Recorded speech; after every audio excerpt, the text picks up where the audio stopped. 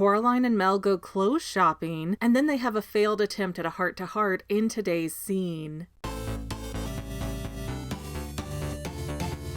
Hey guys, welcome back to the Fangirl. I'm your hostess McGann, and we have a short, simple scene, in Coraline of course, that is somehow very complex at the same time. But let me offer some commenter appreciations before we get started. Renee Vasquez Anderson, 7435, sorry if I mispronounced that, said that Coraline's also not an anxious child because this person was a ball of terrorized stress who was worried about strangers and darkness and monsters and everything at that age, but their younger sibling had no self-preservation instincts until age 12 or maybe 13. And yes, am I the only one who grew up in an environment where it's like, if you reach your hand out to get the mail, you'll get killed? Like, I was also a very anxious child. But I do like that this comment points out that not every child does that, and we definitely see that contrast with Coraline. Although I still want to argue that Coraline takes it way too far and has absolutely no sense in her head that she wants to survive to see tomorrow. Then David Fitzpatrick, 6535, gave a really clarifying statement that helped get my mind around this catalog issue, and they reference the Sears catalog way back in the day, if you're old enough to remember those like I am, that they didn't have chapters more like a book, they had chapters to signify different sections of the store. So the toy department, the furniture department, the clothes department for kids, etc., etc., etc. And each one of those departments would have its own chapter. And yeah, that was the missing piece that was bugging the heck out of me about this catalog issue, saying that it has chapters. I could see where you would need an editor to put the catalog together, but what do you really need a writer for in a giveaway catalog? Oh, Mr. Jones would like to tell you how to mulch to the best of your ability. That's not really something people tend to give away for free in a consumer catalog like that. It doesn't add up for me still. But the chapter things make sense now, so thank you, David. So, the last scene had Charlie being dropped off at Garden Life so he could turn in the catalog, and Mel and Coraline drove away, leaving Dad to fend for himself against these Shakespearean thugs. Once that scene fades out, the next thing we see is a banner that reads, "President's Day Blowout, all uniforms half price." Which, of course, makes sense because a uniform shop's big time to shine is going to be right before school starts up. Although this is raising some questions as to how the economy of Ashland, Oregon stays afloat, because the only other merchant we've seen so far is a garden shop, which, at best, is only selling items 6 months out of the year. And now here's a uniform-only store that, again, isn't something in high demand year-round. And we know that's all this store really sells because the window lettering reads, Linden's Uniforms, established 1981. Maybe they also do nursing uniforms and stuff like that too, but there's nothing like that visible anywhere, and all the mannequins in the window are in children's blazers. As the camera pans down from the banner, we see Mel shopping in a rack with a very devoted employee dedicated to her, and that employee has a notably long nose as she's holding on to Mel's selections. She kind of looks like, oh, draw a caricature of a person, and just way too exaggerated for a 3D image. There's also a random chain-smoking woman in front of the door who's not coming inside, and that's so strange. She's not even window shopping, she's just blocking the entry door, and it appears as if she's studying Mel like some fresh piece of meat. I've already done theories about who all these randos might be if we are in fact still in the other world, but there seems to be an unusual amount of attention being given to Mel as she's shopping here. I can't tell you the last time I went into any store and had the clerk follow me around and holding my items like a human cart. And I suspect that might play into Coraline being in the other world right now and having everyone closely watching her, because these are actually all puppet people that the Beldam is controlling, and so that's how the Beldam keeps tabs on Coraline and what's going on. Remember, this scene has no button-eyed doll whatsoever, so the Beldam should not know about the gloves at all, but she does. So how? Okay, I know. Some some people find the Pink Palace limbo theory exhausting, so instead of rehashing all of that, I want to stick with this scene as if we're actually here in the real world for a moment. So Coraline is sitting on the steps inside of Linden's, and she looks miserable until she glances over and sees that the gloves are on sale. And of course, Coraline is drawn to the most expensive gloves on the table that are $24.99, which is $9 more expensive than any other pair with a price tag. And let me tell you, I don't think I've ever paid more than $2 for a pair of gloves. That is not my journey. I'm sorry. I do not understand this pricing. Even with 2014 inflation rates, that seems way too high. And as soon as Coraline grabs the gloves, we have a child riding a roller chair down the steps right next to her. And he's brandishing a sword and calling out, "My kingdom for a horse!" You know, more Shakespeare references. And another child who looks like an older teen in a Letterman jacket is chasing after him, making sound effects. Is he beatboxing? I can't tell, but that's what the motion looks like. Then the kids dash off screen and we hear a crash. Why does this matter? Because we're being shown kids who are being flat out brats and wrecking the store, yet the only person in the store to deal with these kids, whose parents aren't seen anywhere, is the clerk who is diligently glued to Mel. And she doesn't seem to flinch. Ultimately, though, those bad kids serve as a way to get Coraline to notice the rolling chair. And so Coraline gets on it and starts gliding past her mother with the fancy gloves on, trying to get Mel's attention. And Coraline does look pretty happy and proud of herself here, so this also illustrates that it would take so little for Coraline to be content with her new life. She's just not having any of her social or emotional needs met right now, especially not by her family. Even if I was poor as dirt, if it just took getting one item to make one of my kids happy, I would have done it. But not Mel. As Coraline stops with her hands stretched out towards her mom, who's looking away, Mel, without ever looking up, says, "Put them back." So does this woman have eyes in the back of her head? Because I watched this segment 10 times and Mel never directly looks at Coraline to see these gloves. And Coraline is protesting that her uniform is going to be gray, so she'd really like these interesting gloves. And Mel's trying to hold up a uniform blazer to see if it's the right size, because I guarantee you that Coraline would not be willing to try anything on in that store, even though the fitting rooms are literally right behind her. We also see the two bad kids running out of the store with a broken sword, so yeah, they definitely came in there without any parents or intention to buy anything. They were just messing around and breaking stuff, and that's why I hated working retail. But as Mel is being strict with Coraline, the face of the clerk is priceless. She's just over there like, same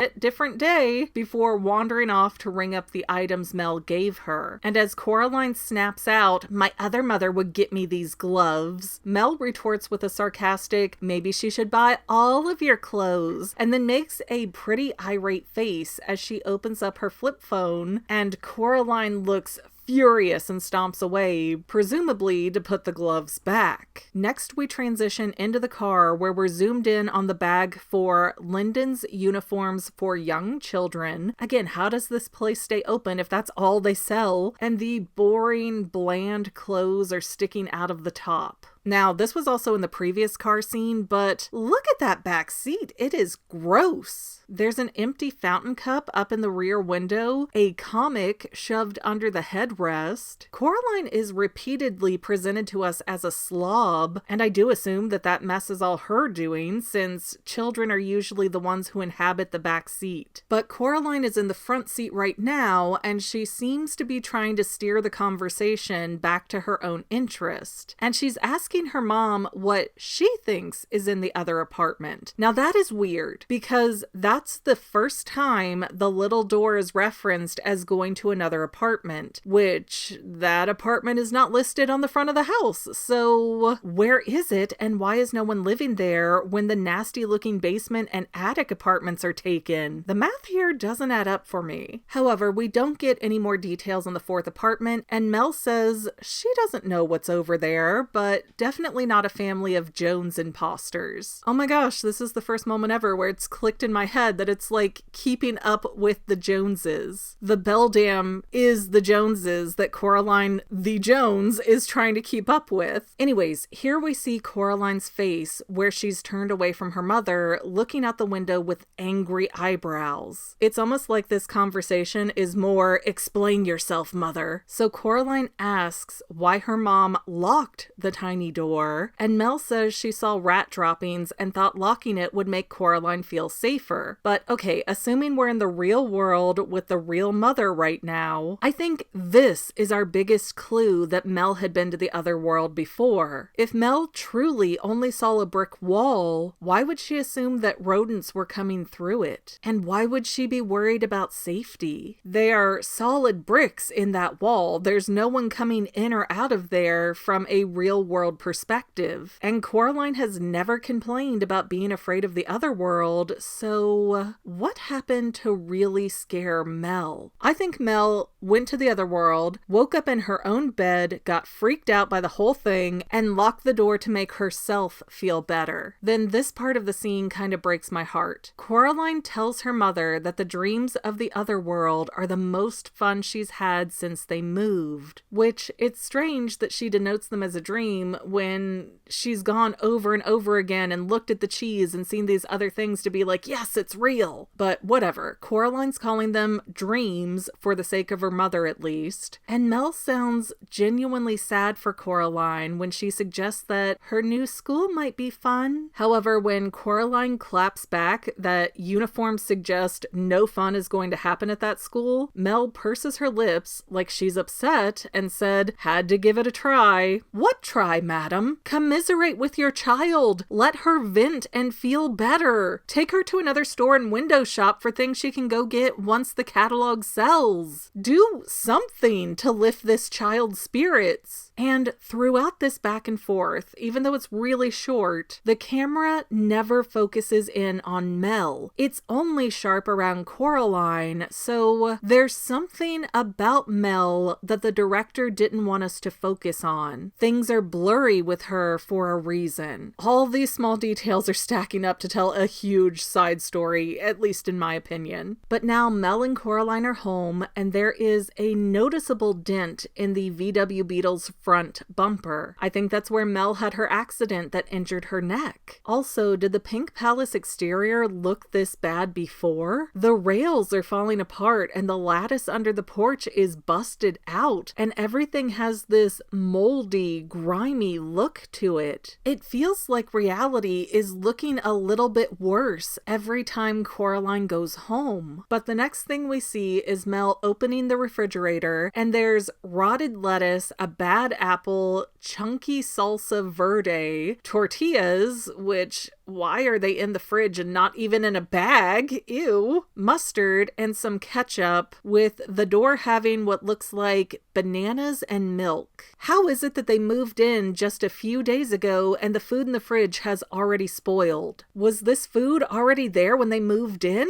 This is nonsensical. I know they're busy, but Kroger at this point in time was open 24/7. So was Walmart. Get some food. Even more nonsensical was Mel asking Coraline, how about a mustard ketchup salsa wrap for lunch? Seriously, Mom? And Coraline is hauling 2 bags into the house with no help. And not that they're even super heavy bags, but come on. Can you pay attention to this girl at all? It's not like Mel was carrying anything inside. Why is she not helping? If this is seriously the real world, like, Mel is making me mad right here. It's so over the top, in fact, that I can't stop thinking that this has to be a trick of the other world to make the real world seem more terrible. Also, on the outside of the fridge, we see a ladybug and butterfly magnet, a flyer for 30% off at Linden's, which is less than the 50% off sale we were just shown, but this flyer was not on the fridge yesterday, so I'm curious at the time lag here, because again, it's kind of suggesting that Coraline goes to the other world and time gets wonky. There's also a pizza menu, a grocery list, a number for emergencies with a 503 area code, and that area code is for Portland, Oregon, which is about 4.5 hours away from Ashland, so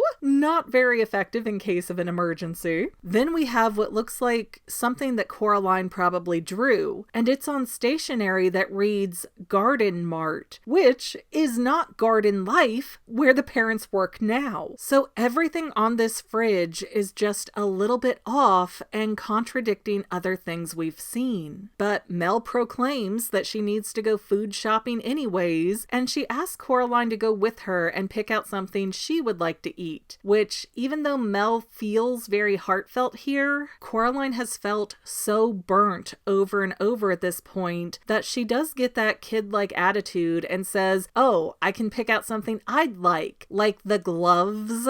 And Mel seems to genuinely feel bad here, and she promises to make it up to Coraline if things go well with the catalog today. But understandably, Coraline isn't really in the loop for her family's finances, so she just rolls her eyes and goes, "That's what you always say." And Mel takes that as her cue to give up because she's not being a great mom here. And Mel says she won't be long as she walks out of the house and closes the door without even locking her minor child inside. So she locks the tiny door out of fear for safety, but not the actual house door where marauders or something could wander inside. What? And not to split hairs, but they were already out.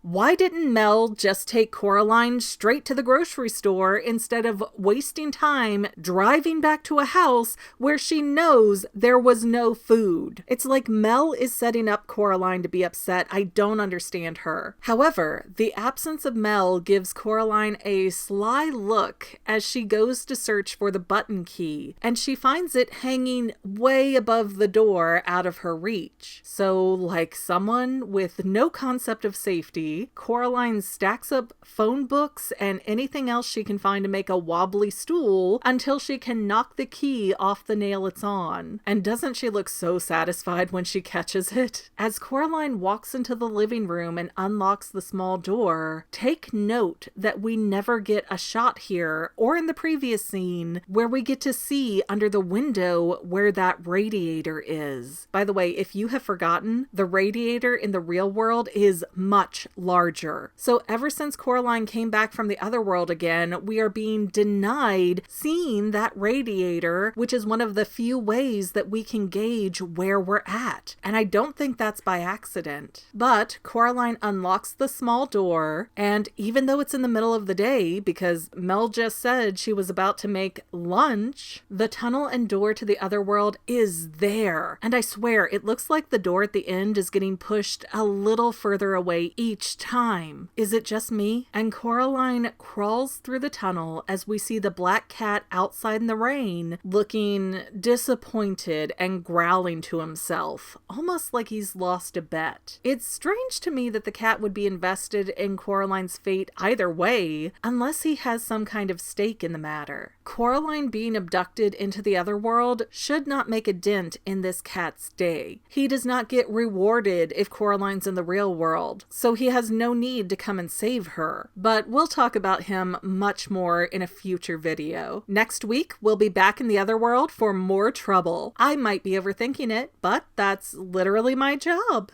And to any of my members here on YouTube, a huge bottom of my heart thank you for all of your help and support. If you would like to become a paid channel member, there is a link in the description below. Thanks again, guys. Love you. Well, family members, we're almost done, but I want to invite you to hang out with me in some other places. I'm on Twitter and Instagram as my own personal self, and I have a Facebook page too, but I mostly just post photos over there. And sometimes people say, "Hey, McGann, I want to mail you something. How do I do that?" Easy. Just click the About tab on my channel page, and my most current P.O. Box info will be right there. I also run another channel, The Family. It's really a hodgepodge channel where we might post anything. Oh yeah, and I also sell shirts and stickers and stuff with the Family and the Fangirl logos. If that is your cup of tea, I have a link in every description of every video. Finally, if you want to help out the Fangirl channel and make sure I'm putting out out video essays for years to come. The best way you can help is by subscribing and watching more of my videos, whether they're new, old, whatever. Maybe even share one or two on social media, help spread the word. People who watch to the end of videos, like you, helps to tell the site, hey, this is a good video, we should recommend it to other people. So if you made it this far, leave me a comment of something like, hey, I made it to the end. Love ya.